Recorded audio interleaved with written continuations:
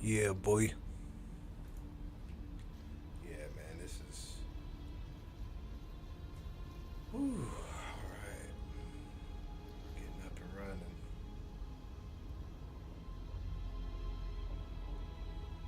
Let's see.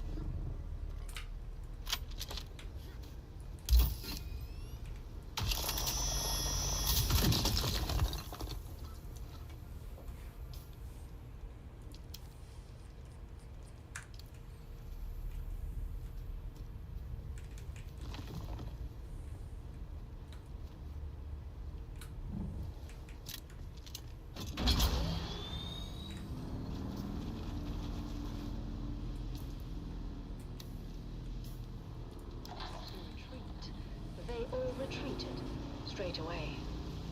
All but one, who stayed to fight and charged the bows instead. Ren couldn't get the notion of flight through his stubborn head. He just stood there, bold and strong, and ready now to teach a lesson to each harpoon hanging within his reach. At the choke point in the gully, they all each took a turn, but without lasgun cover. One by one, they were forced to learn. They charged at Ren, but each game was fought and bested all the same. None could beat him at this game, for Atreides' honor, house, and name. Duncan Idaho had rallied all the troops that still were hale. He shouted, "Hold out, my brave lad, we're coming, do not fail." He told all who would hear him, watch a true Atreides fight. Hurry, boys, come to his aid, he has saved us all tonight. Against that fearsome counter-strike, no Harkonnen could hold. They faltered, failed, and turned their backs, a rare sight to behold. Their faces pale, their weapons dropped behind them as they ran. And Duncan looked around and asked, "Where is that fearless man? He who held the gully until we could all return, that hero of the desert. His name I must needs learn." "He has fallen," said the sergeant, his head bowed down in shame. "He lies there dead upon the sand. Rendavo was his name."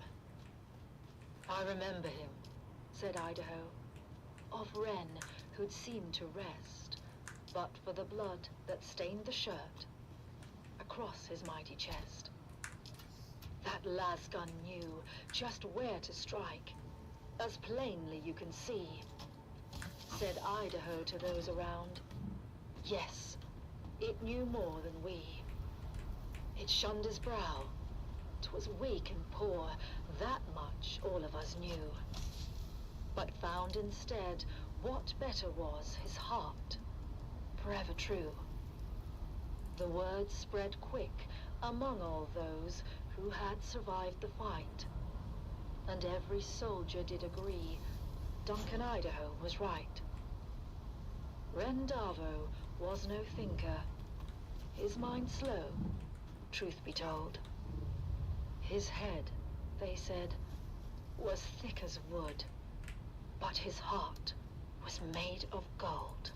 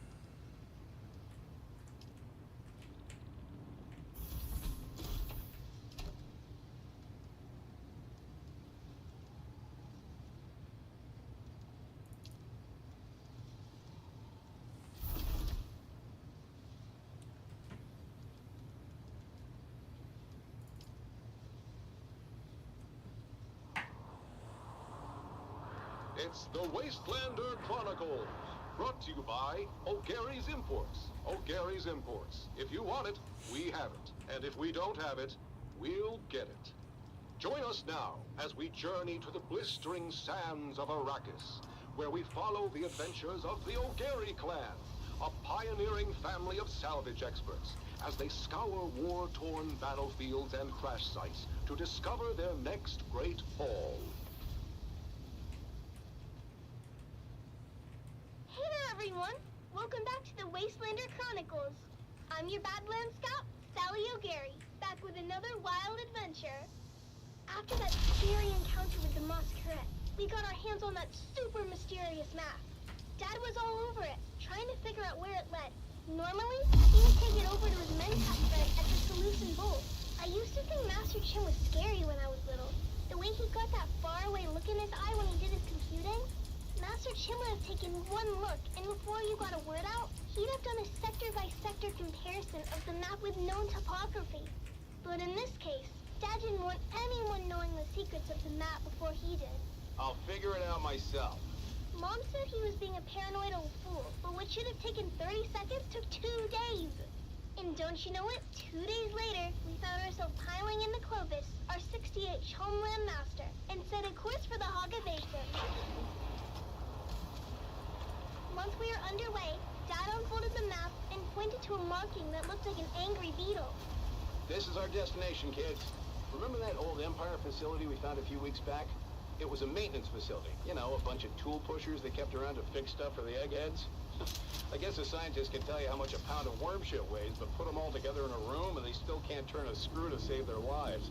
Anyhow, in the documentation we recovered, we found an inventory roll listing some of the other testing stations by number and field of study. Testing Station 29 studied plants, while 36 studied weather. Station 91, though, they studied bugs. Just like this ugly little sucker we're headed towards. Boy, was that journey rough. Mom said it was a bad time of year to be traveling, and the sandstorms were relentless. Visibility was almost nothing, and sometimes my little brother Koda and I had to get out and walk ahead of Clovis to make sure we didn't drive off a cliff. Eventually, we arrived at the sector indicated on the map, and we hid Clovis away, where she would be safe.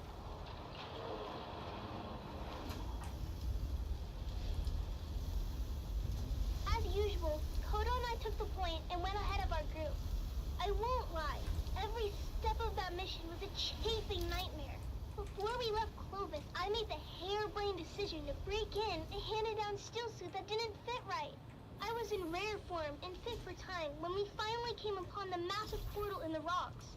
By then, we'd been to enough of these old testing stations to know when we saw it.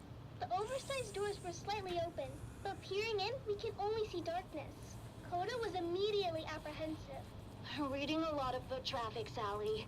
I'm not sure how lost this old testing station really is.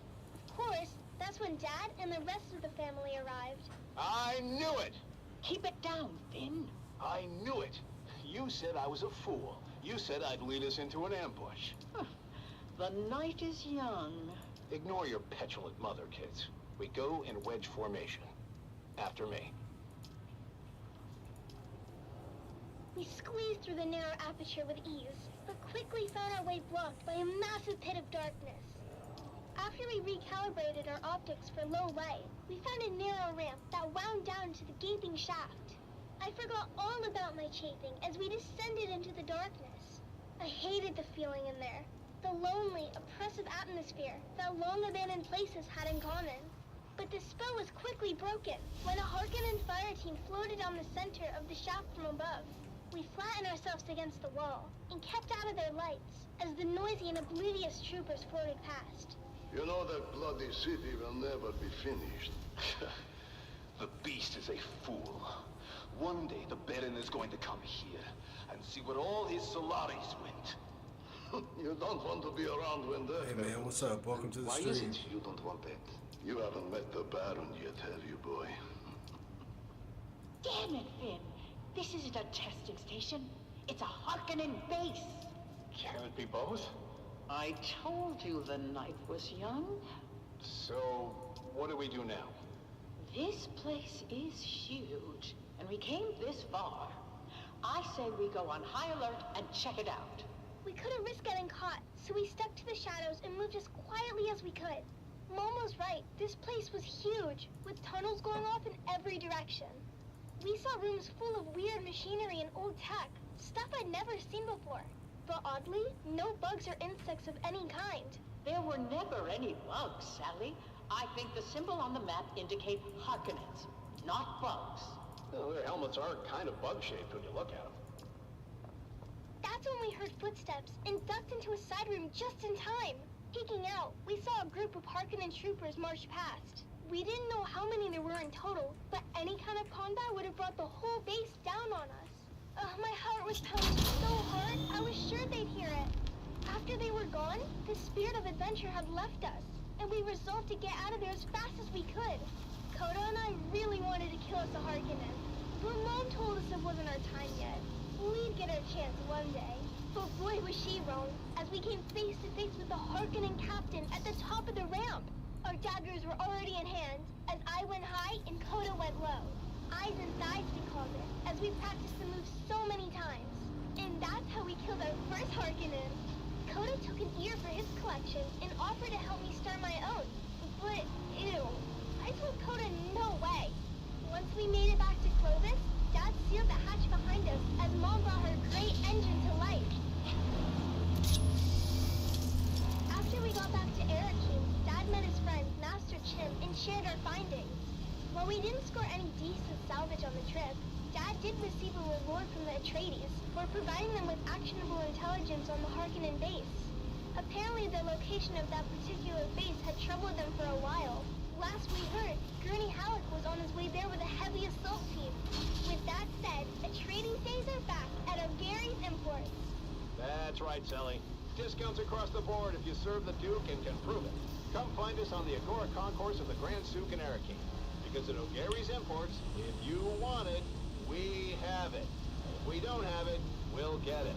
Thanks, Dad. Until next time, this is your faithful Badland Scout, Sally O'Gary, signing off and reminding you to always check your six. And come back next time for another episode of the Wastelander Chronicles.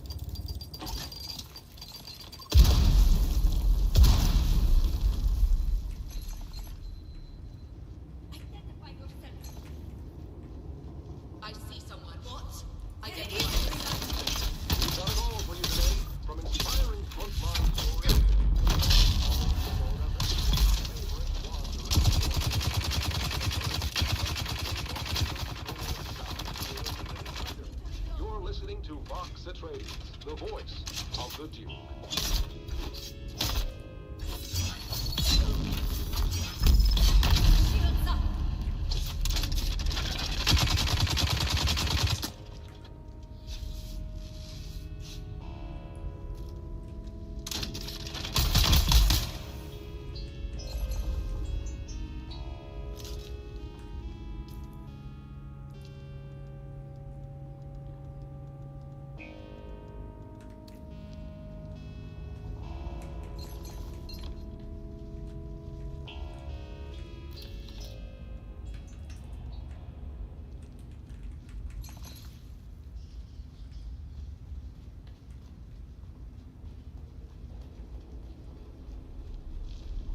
someone here.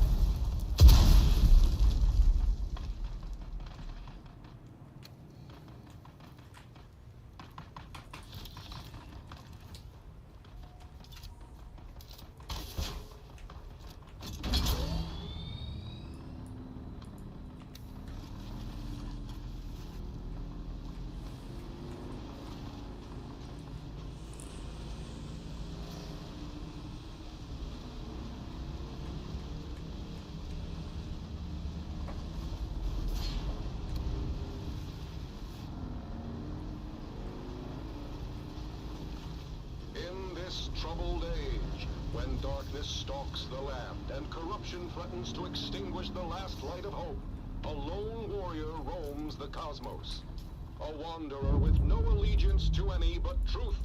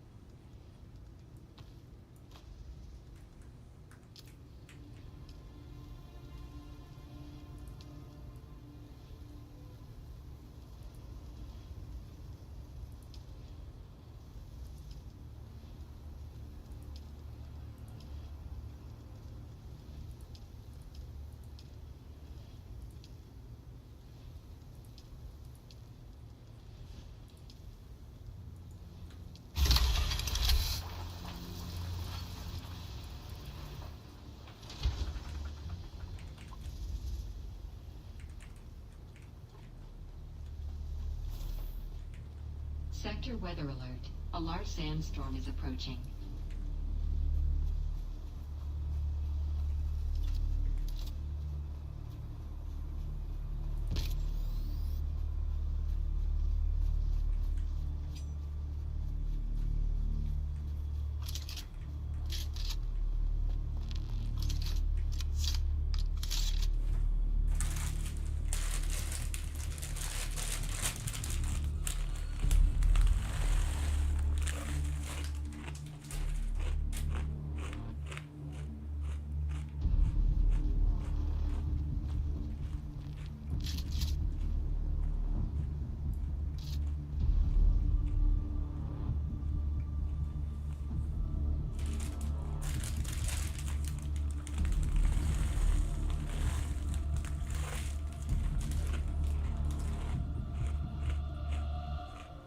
Sector weather alert. A large sandstorm is approaching.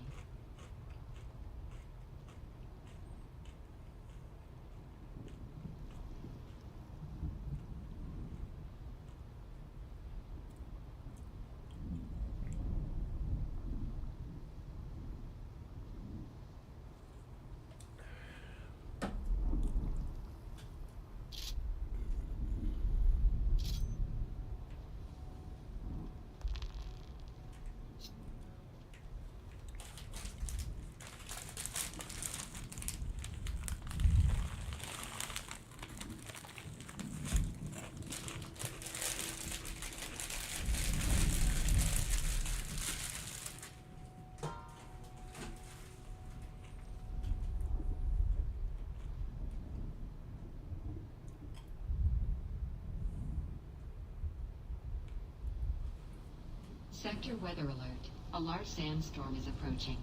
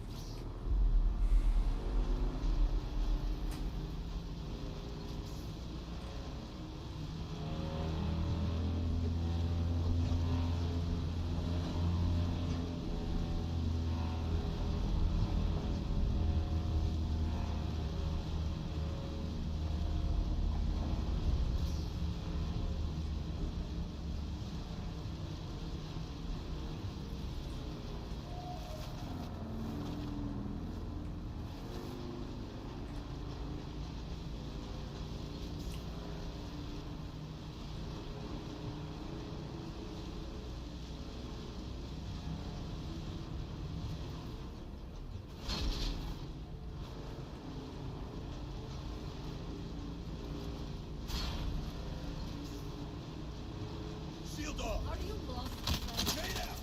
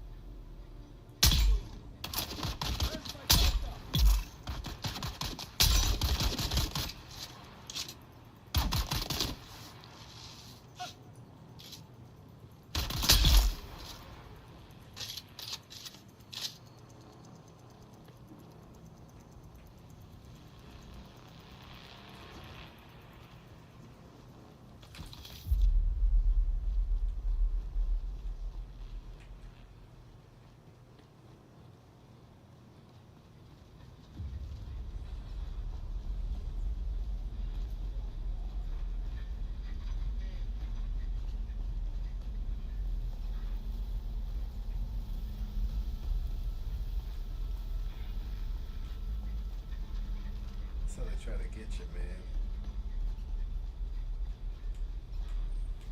Can't let them get you.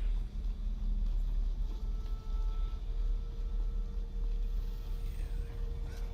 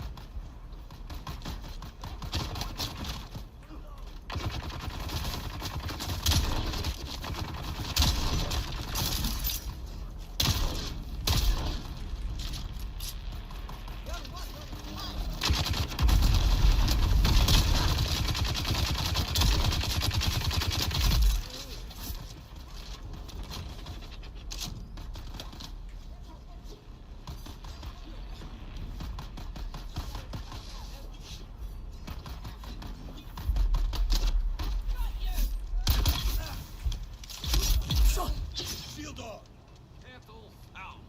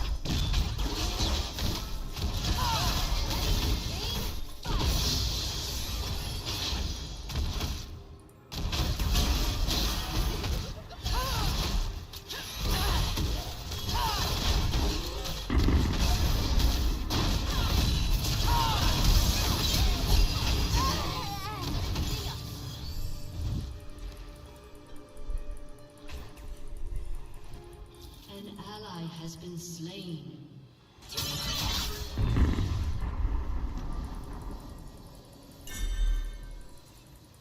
Let's get this party started.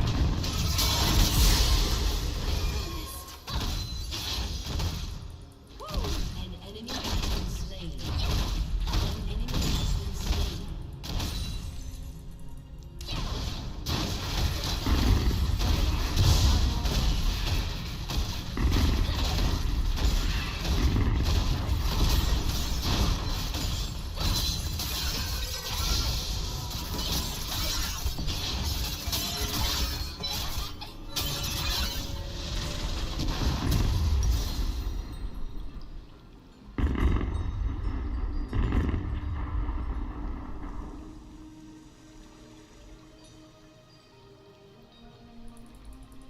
Get in my way. I do.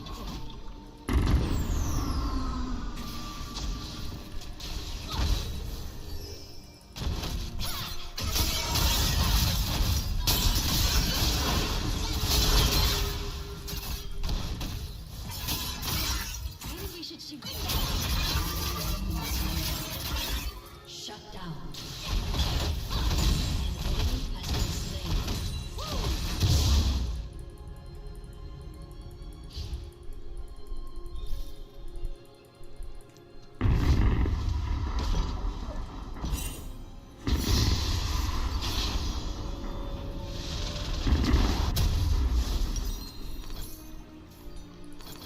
I'm gonna need the An extended ally one. has been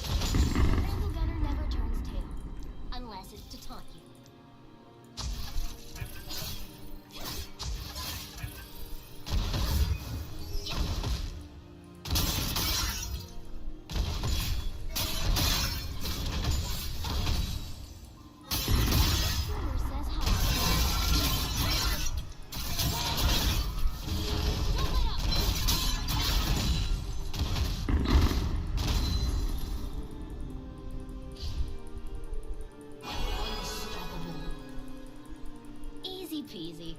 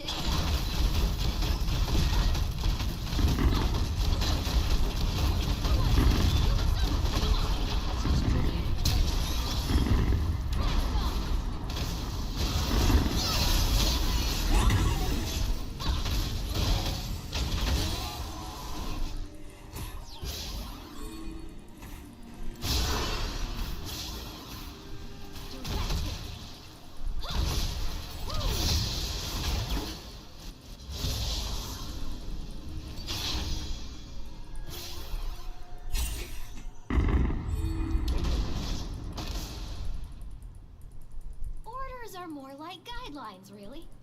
Your turret has been destroyed.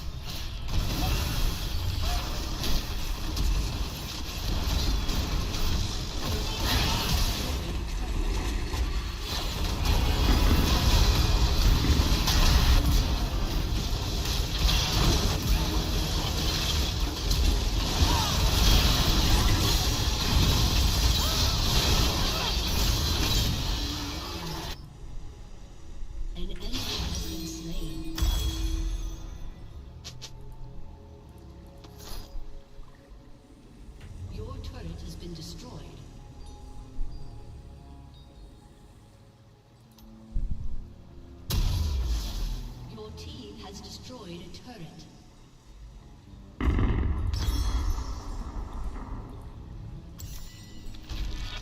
Your turret has been destroyed. Killing spree.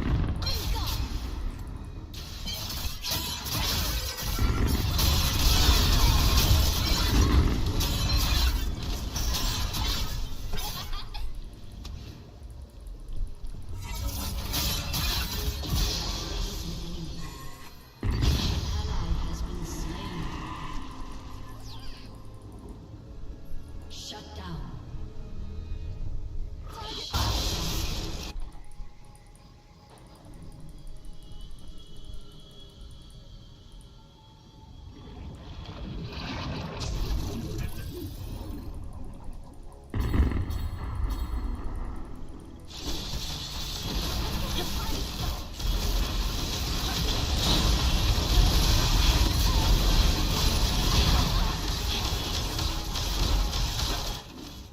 Your inhibitor has been destroyed.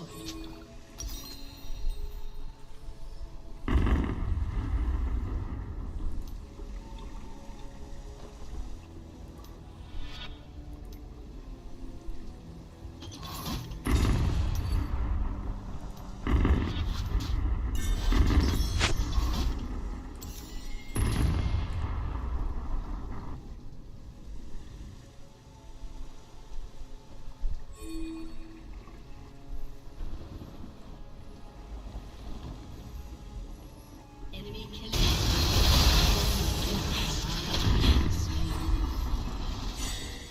An enemy has been slain. Get in my way. I dare you.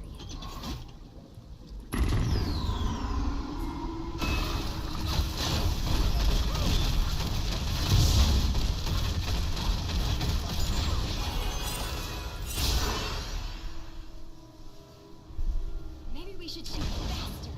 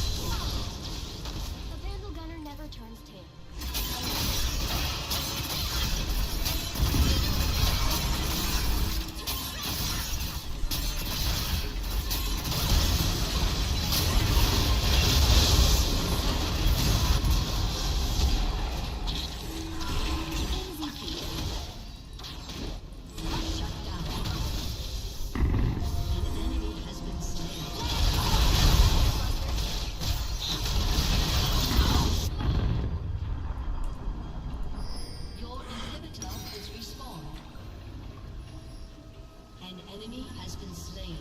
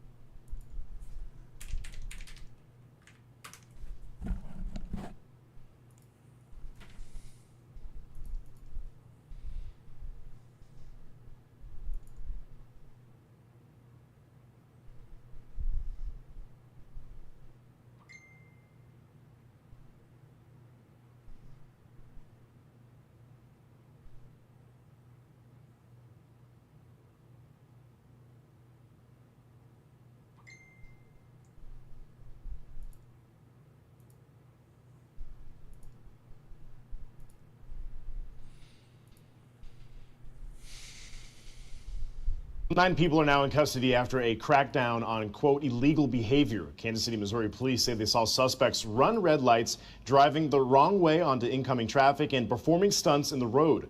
Overnight, they towed 8 vehicles, including ATVs, recovered a stolen vehicle, issued 51 citations, and broke up 2 sideshows in the making.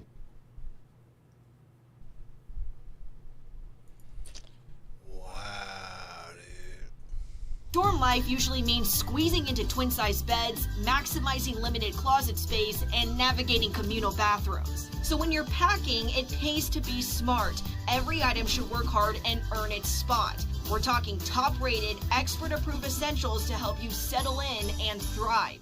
We're here at the Good Housekeeping Institute to talk about all the back-to-school essentials you need for your college dorm room.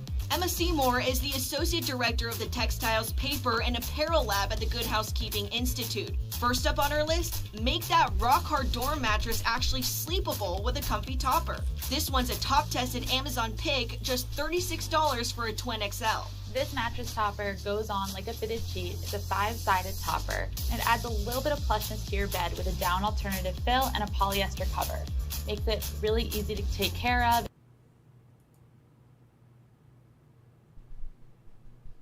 I turned $20 into $4,400 revenue monthly, flipping items on eBay for almost 2 years. My theory is if I quit and risk it, double down, I can at minimum double my revenue to live on. That's right. But I'm stuck because my debt is high and I pay for my house. Anybody that can make that kind of money part-time while having a job, when they quit their job and go all in, he's going to triple his revenue. All of you are scared because you overvalue people's opinions. All of you are judging everybody but yourself. You're not fucking accountable. You point fingers, not thumbs, and you don't realize how lucky you are. Thank you. I'm never doing this show again.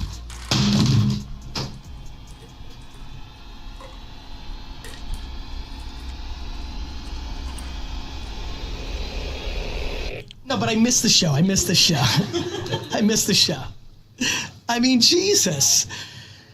Oh, God. He needs to jump. He will win. I've seen this movie 100 times, Aaron. Can I just say something to everybody? Friends, jobs will always be there for you. Jobs exist for the people that can't take the risks or don't have the talent, or, which is amazing, like, jobs are amazing. I don't look down on jobs. And by the way, real talk, and all the entrepreneurs in here, including the successful ones like me, are about to say yes. You know how many times a year I wish I was the employee? The amount of stress at the top is really gangster. And if you don't realize it, let me tell you how. Every parent in here, remember when you had that child, how shit changed?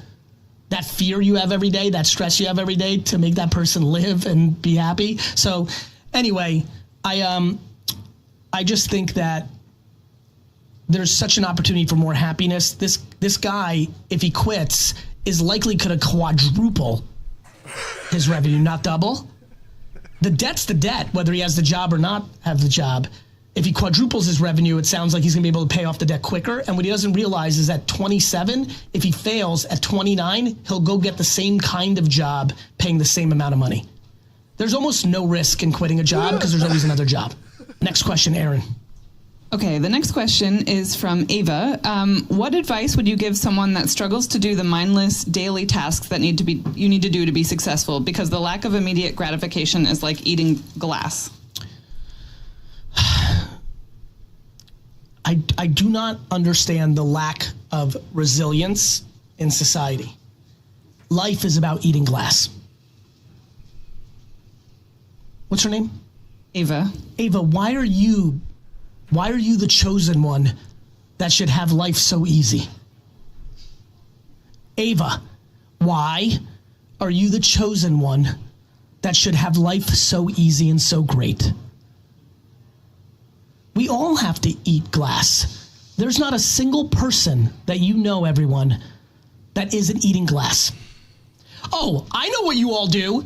You look at Kourtney Kardashian and have decided she doesn't eat glass. You look at Novak Djokovic. You look at Cindy Sweeney and you decide they don't. You look at Mr. Beast. You don't think those motherfuckers eat glass?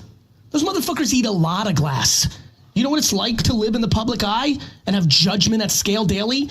Do you know what it's like to have almost every human being you interact with want something from you and not interested in giving you anything? Who doesn't eat fucking glass? Who the fuck doesn't eat glass? Claudio Mazzato says, shut the fuck up, bro. Hey, Claudio, you're allowed to leave, bro. I'm not trying too hard. You don't know me, bro. How about that, Claudio? Trying too hard? I'm living life, my guy. What the fuck are you doing, Claudio? I'm trying to help out here. What the fuck are you doing, Claudio? People are funny out here. I can't wait to meet Claudio and give him a hug in real life. You know, I like Claudio. Genuinely, like, I don't mind. I know what he's doing, rage baiting. I get it. I love it. It's fun. And like, that's why I love it. Like, it's all good. But fuck, man, every single human being on earth eats glass. Who the fuck doesn't eat glass? Bugbite says eating ass. Yes, some people eat ass too. Like, that's real life. That's Victoria. You like that one? Victoria's usually locked in. Yes, it happens. I mean, we're all grown-ups here. Like, yes, that happens too. All right, let's keep it going. Literally 2 days ago, my girlfriend broke up with me because she claims I'm financially irresponsible. In my eyes, I'm investing in a career that I want. I work a steady job as a freelance videographer and make anywhere from $2K to $5K a month depending on the clients and workload. My success is definitely coming in a lot slower than I'd like, or better yet, she would like. But I'm determined and I communicated that I don't plan to stop. Also, for more context, this is my second time dumping money on a passion project this year. We're not even talking about last year, LOL. Yeah, I mean, look, the answer is both of you can be right. In this scenario, like, there doesn't have to be someone who's wrong or right. Like, she's allowed to make a subjective opinion if she thinks your strategies on how you handle your money don't work for her, for the kind of financial partner she's looking for in her life. She's allowed, you know, and long term, she may regret this decision, or it might be the best decision that ever happened. You're also allowed to not conform and get a regular job or do something.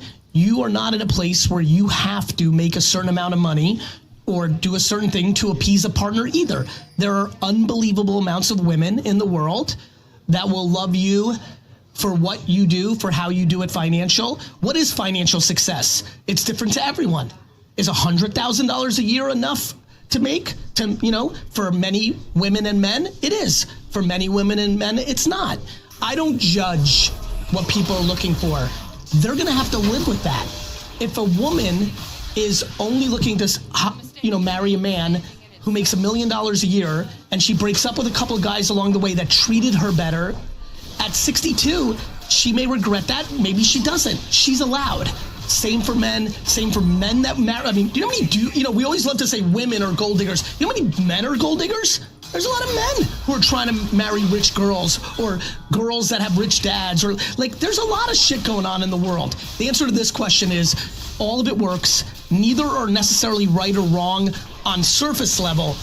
Both could be wrong in real life. I don't have all that context, but it will all play itself out. But I would say, what I would say is, you know, like, don't cry. Like, don't cry when someone leaves you. That's where that's the shit I'm about.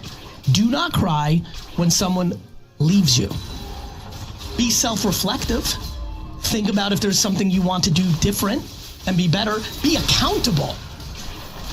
Like, be accountable. But don't cry. I don't know if you guys know, there's 8 billion people on Earth. There's literally 8 billion people on Earth.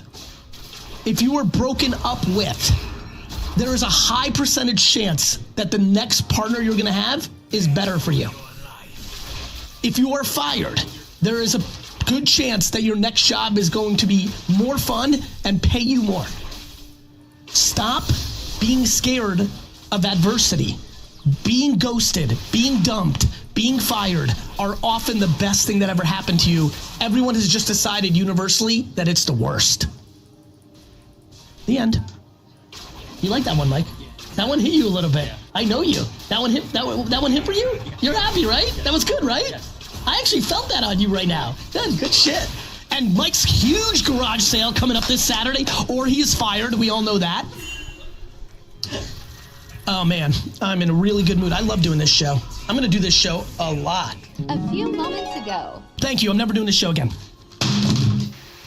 Brandon O'Neill, my girl cheated on me. Good, Brandon. That's good. I'm being serious. I know everyone, like a bunch of youngsters work here. I'm looking at all of you. Who cares?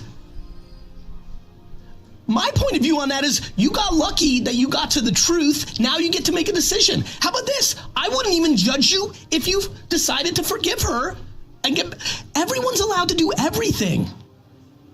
Everything's allowed. Who the fuck are you living by? Do you know how many people right now have lived happily and successfully and prosperly and happy for the last 50 years after one of the spouses decided to forgive the other spouse for an infidelity? That's profound. Who the fuck makes the rules?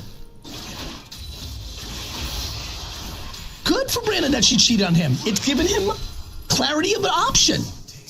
By the way, some of you need to get cheated on to fucking kick you into fucking gear. A lot of motherfuckers on this show this morning need to get cheated on to wake them the fuck up.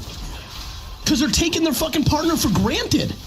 Because they fucking got lazy. They need to wake the fuck up. By the way, this show puts me in a very different mood. Right? This show puts me in a very different mood than my normal self. All right, let's go to the next question.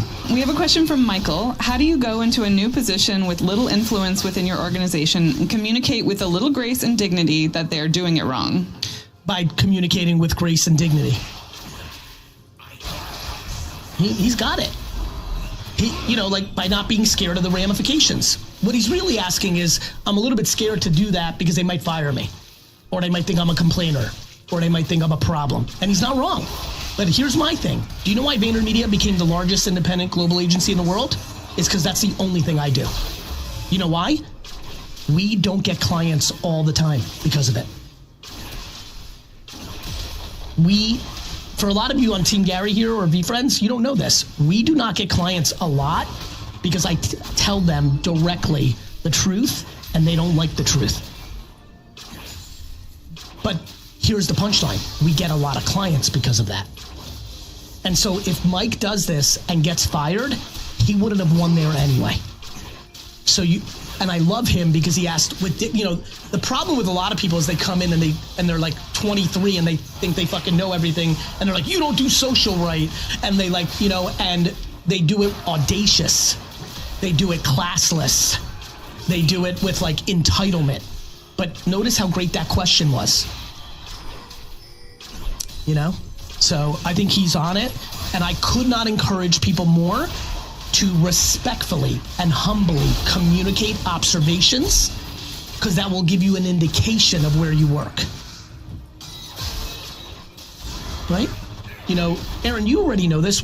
Actually, Aaron, you really know this. We don't really know each other like that yet. We're about to get to know each other because of where I'm going with my personal brand come in the fall. But you've come in and you've pushed back, and I would argue, I'm just guessing here now, and I'm not trying to put you on the spot, but I've been almost too open to the feedback, which gave you an indication of who you worked for. Right? So for you, it worked. But if I was shut the fuck up, who the fuck do you think you are? Do you understand I'm Gary Vee? I got 55 million followers. How many you fucking got? If I did that shit, you'd be like, I need to get the fuck out of here. Okay, this question is from David. I'm 32, single, a CPA, MBA, and I feel like I've wasted the last decade. 32 or 42? 32. Oh, here we go. Go ahead. I've wasted the last decade addicted to weed and just surviving. I'm finally ready to change and build something meaningful. I've said it before, but I have no choice. What's your number one advice to someone trying to reinvent their life from scratch, for real this time? By realizing that 32 is 22. I'm pumped for this guy. What's his name? David, I'm so proud of you, bro. Here's what I would say. When you're 90, you'll be like, yo, 22 to 32 was fucking epic. I smoked weed every second. You're going to be fine. Yes, you haven't, you misplayed certain parts of your life. I'm sure there's certain parts of your life that you've done well with. And good news, you're 32. You're a fucking kid. You're a child. And by the way, when I was answering that question about 32, somebody in the chat and whatnot said, what about 47? Same thing. Here's my thing. If you're 47, 57, 67, and you're like, what about me? I've blown my whole life. Here's my point. There's never a bad time to start doing good shit. If you're 67, and you're like, well, it's too late. I fucked up everything. And you're destined to live to 92. You're telling me you know that you can make the next 25 years a hell of a lot better and enjoy it? Do you know how many teams are losing in the fourth quarter? Do you guys know sports? Do you know how many teams are down 28-7 going into the fourth quarter and win? We're all at sport. We're all a team. Life is sports, and you as a human are a team. And there are many fucking teams. Do you know what those pieces of shit in Indiana Pacers did? The Knicks were fucking winning by 12 with 1 second left and lost. I'm literally going to Oklahoma City tonight to sit courtside to boo the Pacers. You'll all see me tonight if you watch the game. I will be courtside tonight booing the Pacers. Those motherfuckers were dead and pulled it out in the last second. You could be 90 and a piece of shit and a fucking loser your whole life and pull it out in the last 3 years and reconcile all your relationships, have some fun. And what is this? What about 47? What is this? What about 32? And you motherfuckers under 30, I'm going to kill all of you. What are you worried about? Nothing is bad. You've got unlimited time to make everything awesome. What are you crying about? And you know what you're all crying about? But I'm a 29-year-old girl, and my friend Heather is already married and just had her first... What the fuck does Heather's life have to do with you?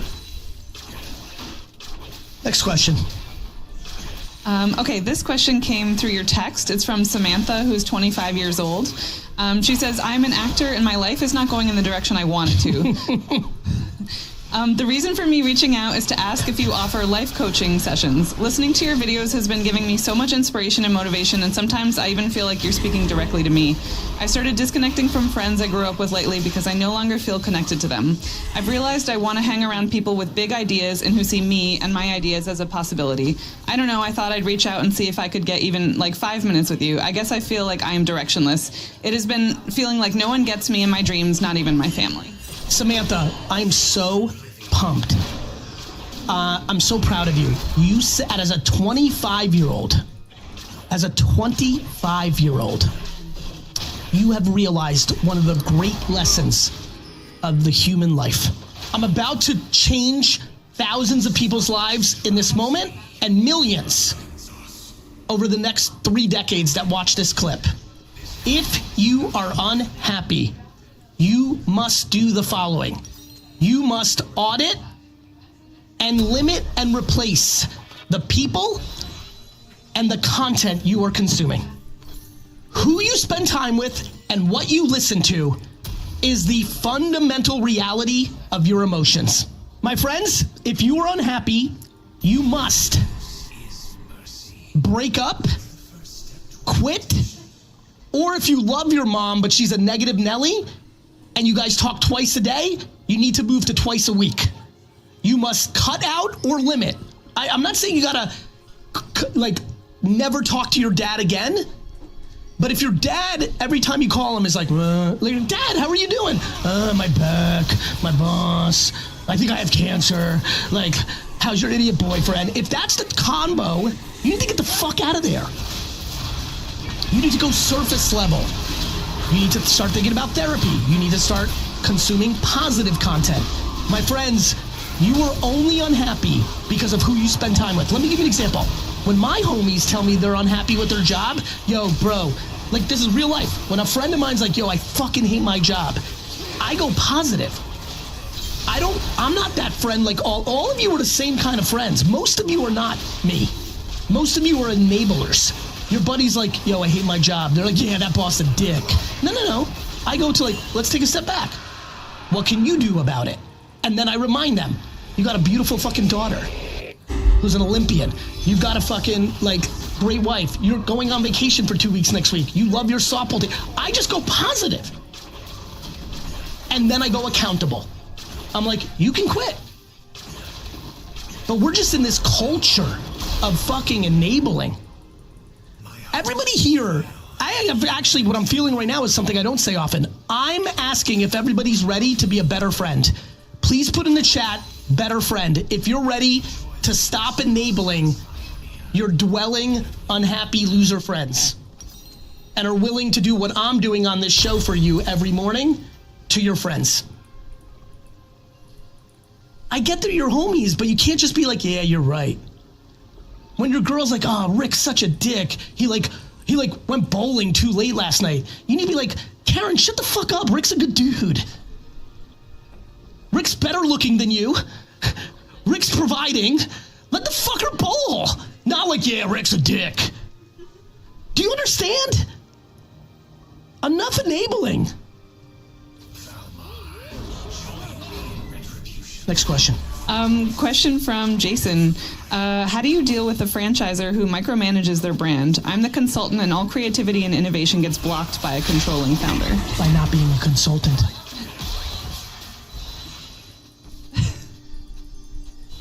I love when consultants complain. You're an opinionator, not the executor.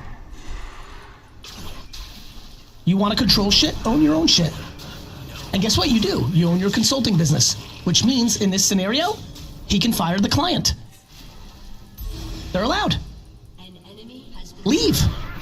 Oh, but you want to keep taking the money. Well, if you're taking the money and somebody else has the control, you have to deal with their shit. There's an old Russian saying that my dad used to love to say.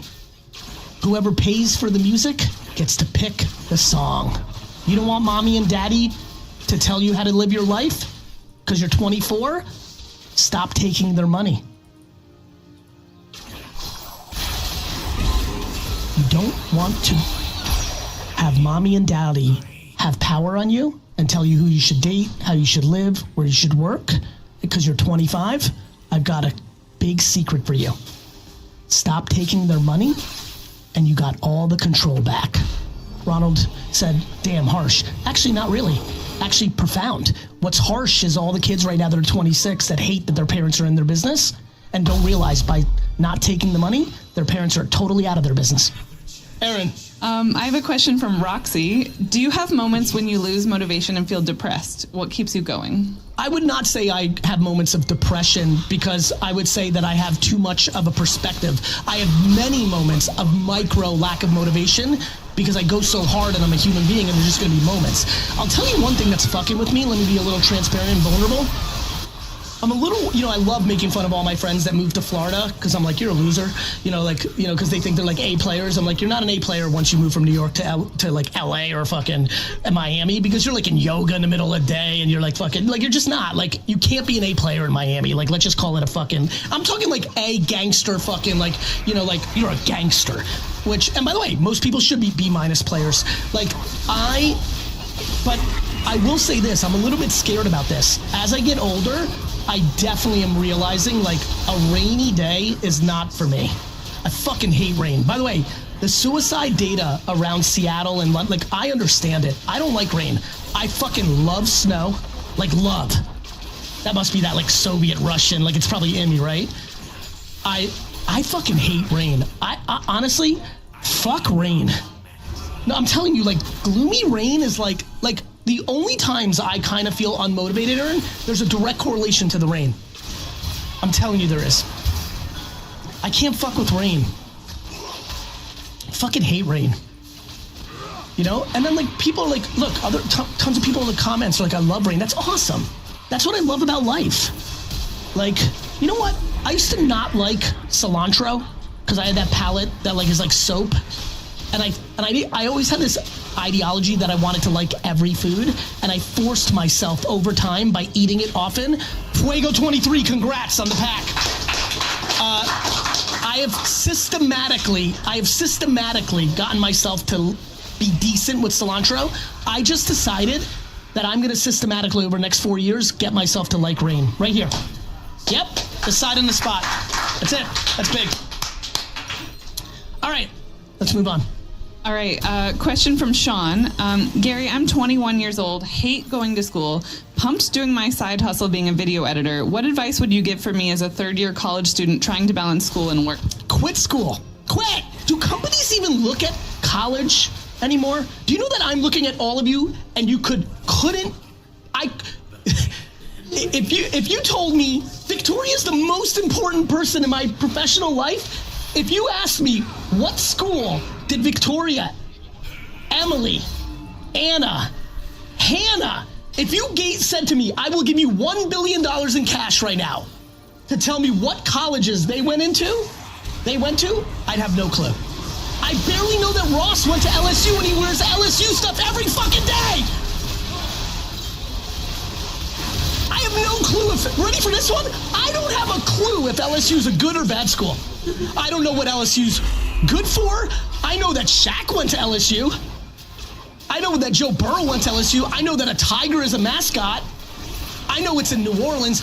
If you told me what is LSU good at, like what's it known for? Accounting, nursing, technology? I don't fucking care.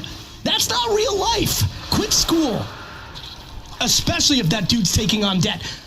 If you are taking on debt in college, mommy and daddy aren't paying for it, the state is not paying for it, and you hate it, and you don't need it for your profession. You need to be a lawyer, You need to be a doctor? Yes. Your mommy and daddy are paying for it, or you got a full ride because you're good at fencing? Yes. You're fine with it, and it's kind of like a vacation and you're like doing keg stands and hooking up? Definitely. But if you fucking hate it and you're collecting debt, quit. Now. Yesterday. Period. All right, a question from Jacob, 31 years old. Your video about building fast versus building slow really resonated with me and gave me the push to pursue my passion. I was laid off from my fire alarm job 2 weeks ago and decided to go all in on sports and collectible cards. I post daily on X, Facebook, YouTube, Instagram, and TikTok using hashtag #PeakPullDaily, but sales have been slow lately and rent's coming up. I do better at card shows, but they only happen monthly. I'm all in and working hard every day. Would love any advice from you. Sell on whatnot 24 hours a day. Next. All right. We have a question from a former NFL player. Okay. Derek Fine says, as a former 3-year NFL player with ample sales and connector experience, at age 41, how do I work for Vayner Sports? I've made the mistakes that will allow me to help the athletes, which returns revenue to the agency. I want my shot because I can be great. So AJ Vaynerchuk, my brother, is the active CEO, co-CEO of Vayner Sports. He makes that level of decision. However, I love a good cosign. I love a good give someone an opportunity. Derek, email me at gary@vaynersports.com and I will put you in touch with AJ. Next. Okay, Shiva asks, how do you market a product or app that you haven't built yet, but you want to first validate the desirability and viability? By building it. You're not going to be able to get the answer she's looking for. Learn what AI engineering is. You can build MVPs now with AI, even normal people. Go to ChatGPT and say, I'm a normal person. Gary V told me to build an app. This is the app. How do I build that? It will literally walk you through it. Next question. Okay, from Tootsie Jr., looking to find my next gig post 67 years old. Love. In 18 months, my corporate risk management job will be over. Not sure where to start. Not about the money, more about what do I want to do. You know what's so funny? Like, this question's interesting to me. Like, the answer is, what are your hobbies? Like, do you love golf? Do you love cooking? Do you like watching whatnot? Do you like, everybody does know the answer to this. And everybody's scared of the answer because they don't think it's a job. You know, again, do you like garage sailing? Because, it is a job. You can make, $200,000 a year buying a garage sales and flipping on whatnot and eBay. Do you like poker? You can make content about poker. Everyone does know. If he said he did well, right? He did well enough that it doesn't have to be about the money. It could be anything. You like the horse track? Go to the horse track every day and make content about horse betting, and that can lead to sponsorships that can pay for your betting. You like ice cream? Go work in an ice cream shop. Make $19 an hour working in a fucking ice cream shop in Palm Springs. And serve the kids. I don't know. Everyone actually knows the answer to these questions.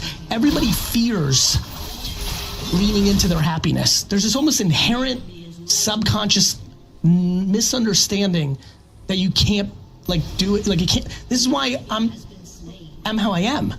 I just fully do what I want. It comes with eating glass every minute of my life, but it's what I want to do. This goes back to nothing's perfect, nothing's easy. Even doing your dream job or your dream thing has its ramifications. There is no perfection. There's just life. Next question, Aaron, fire away. Okay, this is from a comment on one of your YouTube videos. Does passion really build billion-dollar brands, or do you need to be a little obsessed like VFriends to pull it off? What's your take, heart or hustle? Both. Passion is often the reason people go out of business because they just think, I'm passionate about this golf business, it'll do great, and it fails. Passion is fuel, but your business is the car, and you have to know how to drive it. Ooh, shit. Yeah, whoa. Clip that. Whoa. Yeah, that was it. That was it, y'all. I got that one. Passion is the fuel, right? The business is the car. You have to be a great driver. So passion is just one of the elements. But I do believe that passion allows you to get crazy. I think a lot of people build very nice businesses because they just want the money. Oh, I know I'm good at math. I can start an accounting firm. I'm not passionate about it, but I'm going to build a $10 million business and I'm going to make $800,000 a year and I'm going to have this good life, and that's fine. But I think that blows. For me, I think it's wonderful for others. But not having passion, not waking up and being pumped, that's what leads to unhappiness. I'd rather make in fact, I do make so much less money than I could because I choose happiness, and I do that now. And people are gonna be like, well, you can now. That's what my number one passion and happiness from 22 to 30 was building a company for my parents. You guys know how I feel about my parents. It makes more sense to you the more you get to know me. Like, I love my parents different. I got lucky. And I think everybody else who has remarkable parents loves them like that too. But we were also immigrants and we went through it together, you know what I mean? I was born in the old country and all those dynamics. So that was my passion. That was financially horrible for me. I started this company at 34 in another company's conference room because I had no money. I was 34, I had no money. Let's say it again, I was 34, I had no money. Because I was living my passion, I was happy as shit doing it. And then I wasn't. Then I wanted to build some.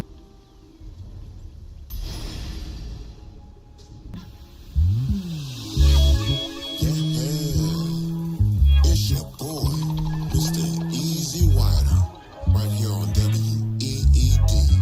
And I'm letting y'all know it's time to close your windows down and pass that weed around. Yeah, go ahead and place your order at no point, because this is pushing times. We can pack it up and fly in the plane. We can take it back to the European train. Show you how my lifestyle these days. Take you to the mirror, do some breathing. The vitamins I give you all these. You fuck me like a 5-star free. Couple parents in every rain.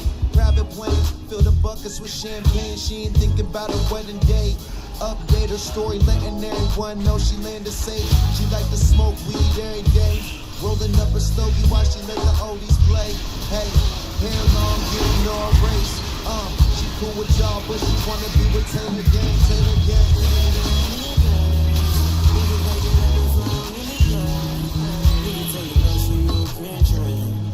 Show you how my lifestyle these days.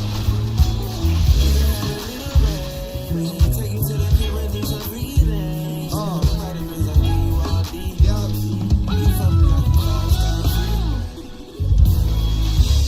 Now she's starting to dress like me, wearing Rick instead of Nike. She working out, we doing yoga and hiking. Grown as hell, so we spend our time wisely, but still down for a rock star night where I let you pick a bad bitch to slide with. We can smoke weed all night, go back to the yacht and play nice.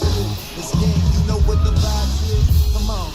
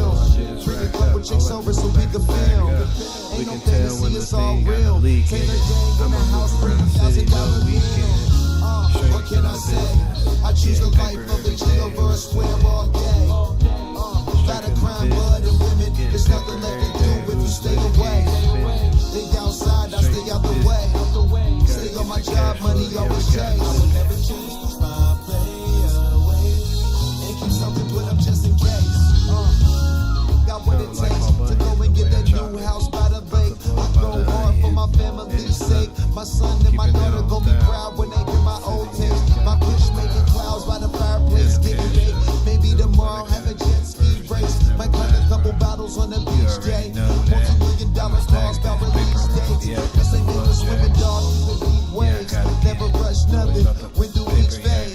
Hey, hey, heard my music, I'm the reason for your push cravings. Held it down, they call me the anchor. Yeah, ain't you wild into anybody tamer? Now she wanna be a gangster. Rolling weed, it's been a week since we see the neighbor. Damn, it feels good to be a tailor. Yeah, what can I say? I choose the life of a G over a square all day. I choose the life of a G over a square all day.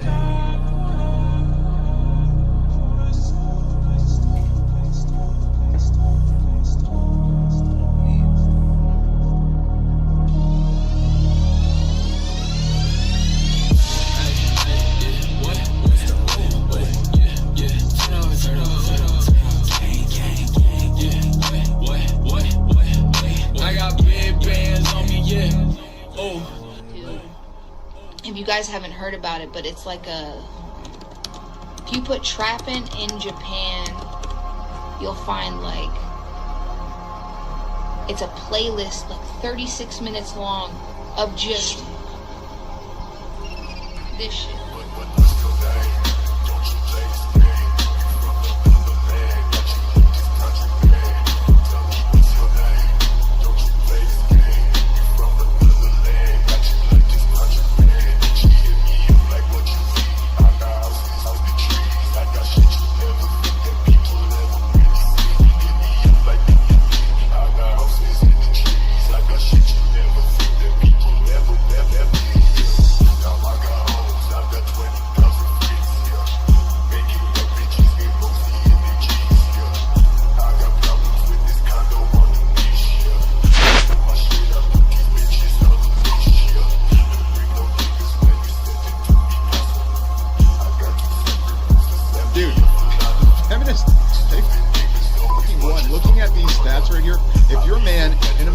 Wants to be successful, which I assume you are because you're watching these videos, you're screwed, man. And I'm sure you're somewhat aware of this. It's why you're probably pessimistic and bitchy all the time, which is why you see the title of this video, How to Beat 99% of Men, and you're super skeptical that in the next 13 minutes I can show you how to do that. And frankly, I get why you think like that. When we go through these stats and these metrics right here, this happened, it's bad.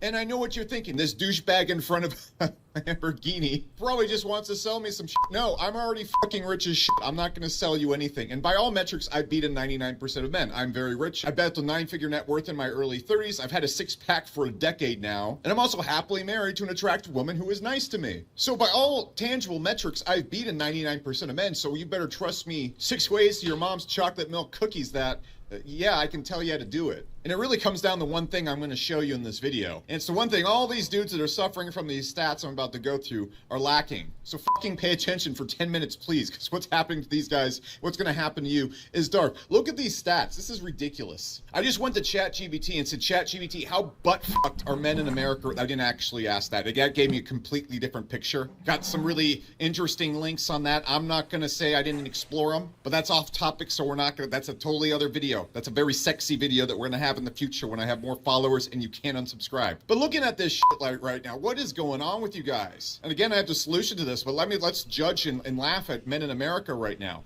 1 in 3 men under 30 haven't had sex in a year or ever. In 2008, 8% of men 18 to 24 were virgins. By 2018, the number has doubled to 27%. I guarantee now it's in like the 35%, 40%. And among men 18 to 30, over 25% say they've never been in a serious relationship. But wait, it gets dark, man. You guys just aren't not getting laid. Men under 40 are 2 to 3 times more likely to be addicted to porn, gaming, and substances. So for the many of my followers, look, guys, I love you all the same. I know you're 5'2" neckbeards. I know hentai cat girls and sit in your room smoking pot while rubbing butter on your belly is really your favorite thing to do, but come on, guys, we got to get together. Heck, just looking at this right here, 1 in 3 men aged 25 to 34 live with their parents. And over 4 out of 10 men in the U.S. is morbidly obese.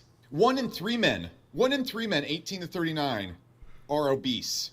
And of all you motherfuckers on dating apps, women are swiping right, which is accepting you 5% of the time. Look, I get why it's dark. Man, after reading all that, I get why you guys are a little bit pessimistic these days. I get why you're a little bit edgy and why you're upset all the time, because it clearly looks like the world is against you. And when you look at everything on the news, they hate men. When you look at women right now, they've changed and they hate men. Everywhere I go on my news feed right now, I'm just going to put a little news feed of mine on here. It is the war against men. The loneliness epidemic of men. Men are making less money than ever. It's harder to make money and make your way in the world than ever. The entire Democratic Party has made it their mission to either Me Too you, make sure you're poor, or make you feel bad for using the wrong pronouns, or punish you for not being bi. And so when you look at this total summary of everything that's happening to dudes right now and the effects of it, man, the world is really bad for dudes right now. There is literally a war against men, and they're winning. And in this video, I'm going to fix all that. I'm going to fix it all actually in the next 10 seconds, but then I'm going to fix it, give you the thing to focus on. Just one thing. It's just one thing. It's one little thing.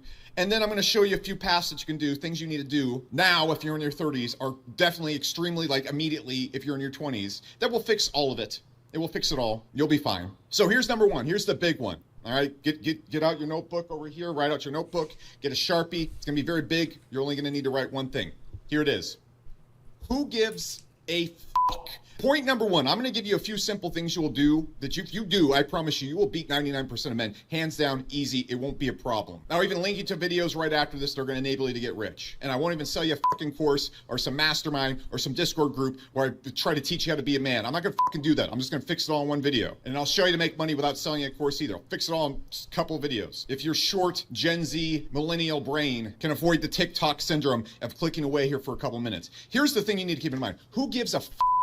Point one, as a man, there's never been a time in society where your job was to sit around and care and take care of other men. Maybe when you get to some point of giant wealth or something like that, like I'm doing now and helping you, but who the fuck cares what the world is doing? There is an endless amount of men making tons of money right now. I made tons of money already this year, and there's absolutely nothing stopping you from doing that. Yeah, the whole entire world is throwing men down a bus, and a lot of men are succumbing to the negativity that's being thrown at them. Does that mean you have to fucking do it? And does it mean the negativity is even that hard to deal with? Let me break one thing down for you right here. If you compare this time of being a man compared to any other time in society's history, it's technically easier than ever. Look, I know the 70s to the 2005s or whatever, it was fucking awesome to be a man, because not only were women out of the workforce so you made all the money, there was no internet so you couldn't get Me Too'd, there was no social media so you weren't having to compete against good-looking guys with six-pack. Women, they really only know the immediate 150, 200 dudes within their vicinity, okay? So if you were like the one dude that was like a 7 or something, you were doing pretty well. Now a 7 is basically a 2. If you go on Instagram, every girl's like, why don't Zac Efron looks like this? Why don't you? Zac Efron has $1 million. Why don't you? So yeah, it's the comparison and everything. It is pretty hard right now compared to like the 80s or 70s. But you go back maybe like 40 in the 40s or something like that. They were literally grabbing you and putting you on ships and sending you off to war. Like in the 50s or 70s.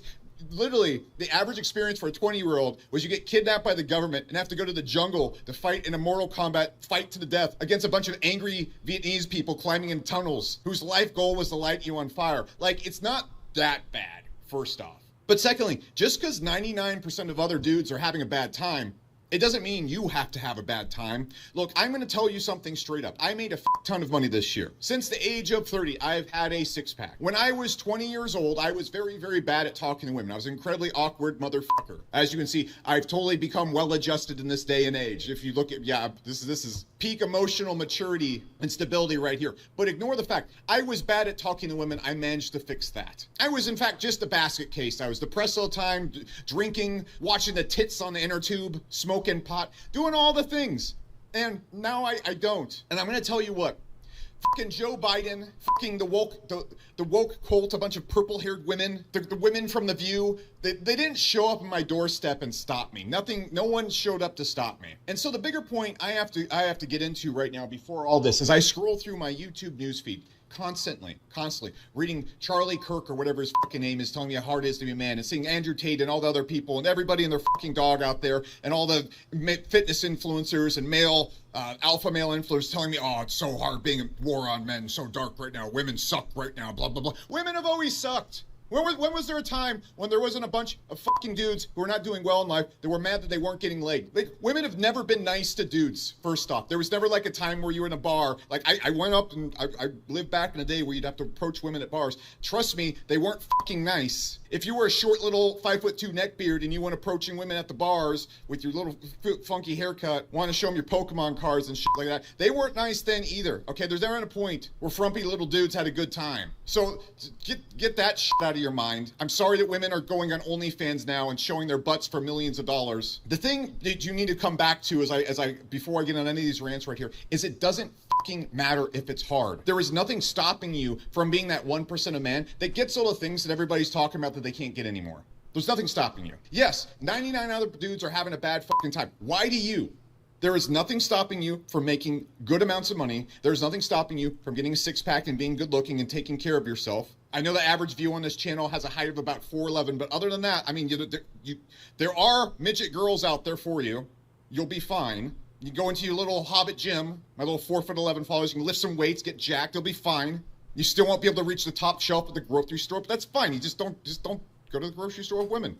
You got Whole Foods people to go shopping for you right now. They'll grab the top shelf for you. You just go hire some tall 6'7" Amazonian woman to go do your shopping. Heck, you could just go marry a tall Amazonian woman. She'll get all the top stuff. You won't even need to use those stools or ladders. Okay, I'm done with this rant. There's nothing stopping you from taking care of yourself and being good looking. There's nothing stopping you from being incredibly, remarkably strong and not playing video games or smoking pot or drinking or watching pornography 24 hours. There's nothing stopping you. And so what I see all these men doing out there is they watch all these videos and they're just like, well, I guess I'll just be an incel now. Like, the world's so mean to me. It's so tough out there. All the women on The View keep saying I'm bad. I guess I'll just fucking ruin my life. Like, that's what I'm seeing guys doing. And you just have to simply not submit. I don't care if it's hard and I don't care if most people are failing. Just don't be the one that fails. All it takes, it's not easy. It's not easy. But you just have to be fucking consistent. Pick where you want to go in life. Pick the things that you don't want to have problems with or you don't want to suffer from, and then fix them. I'm going to give you some really good fucking starting points right here. So look, as a man right here, there are things that are going to control your results in life more than anything else.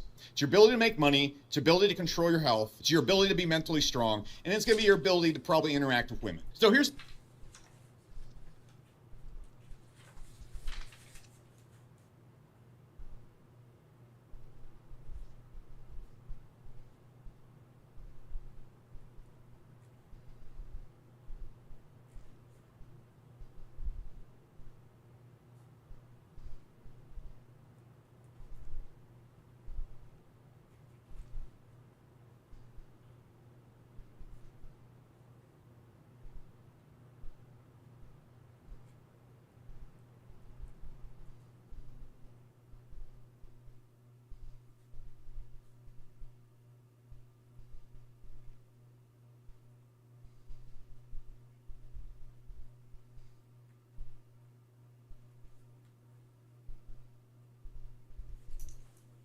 Lesson number one on all these four things is you need to take the mind if you're a man right now.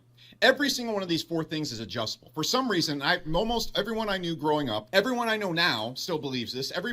Most men seem to believe that all these things are just set in stone. Like, you either are born with the ability to make money, talk to women, be in shape, be decent looking, and handle your shit. Okay? They feel like your personality, everything's just ingrained into it. So when I was growing up and I was in my 20s or whatever, no one I knew was trying to figure out how to make more money. No one I knew was trying to improve at talking to women. No one I knew was trying to really improve their body shape or whatever. They're just like, oh, 22, this is basically what I look like. If you look at me in my 20s versus how I look now, no, it's not just basically what you look like. Every aspect of yourself outside your atrocious shortness is completely augmentable. You can change all of it. And so the first thing you need to realize is you can just change all this just like a character in a video game. There's almost nothing you can't change, especially if you're still young. And so you have no excuse for just being like, all right, so all I have to do is move these meters over here and then I'll be above the 99% of men, and all this bullshit that they're dealing with that looks like a bad time. I mean, sitting in my house smoking pot, jerking off to dudes pretending to be girls on OnlyFans. That seems dark. I don't want to be there, so I'm going to adjust these meters right here. And then all you have to do is fucking do it. So here's where you start with any of these things. Let's talk about money. Are you going to be as rich as me? Well, look, I'm 37. It took me like 15 years, a long ass time, to get to the large net worth I have now. That's really slow. I see so many 20-year-olds doing it so much faster. I'm a fucking idiot. I'm really not that good compared to most 20-year-olds I'm seeing today. I'm seeing so many 20-year-olds building better, smarter, faster businesses than I did when I was 20. I mean, my first businesses, holy shit. Batman. That was some dark shit. I'm seeing kids putting together SaaS businesses and getting to an $80 million valuation in their second week now, all right? So are you going to get as rich as me? Maybe. I'm fucking retarded. You should give it a shot. I did it. But the thing you need to realize is even if you're not trying to get worth multiple 9 figures or hundreds of millions of dollars, you can still learn valuable skills. You learn those valuable skills, and then you sell them to businesses or you do them for businesses as a job. You can make tons of money as an employee, by the way. I have employees at my company who joined Hyros who started off as like the COO, for example.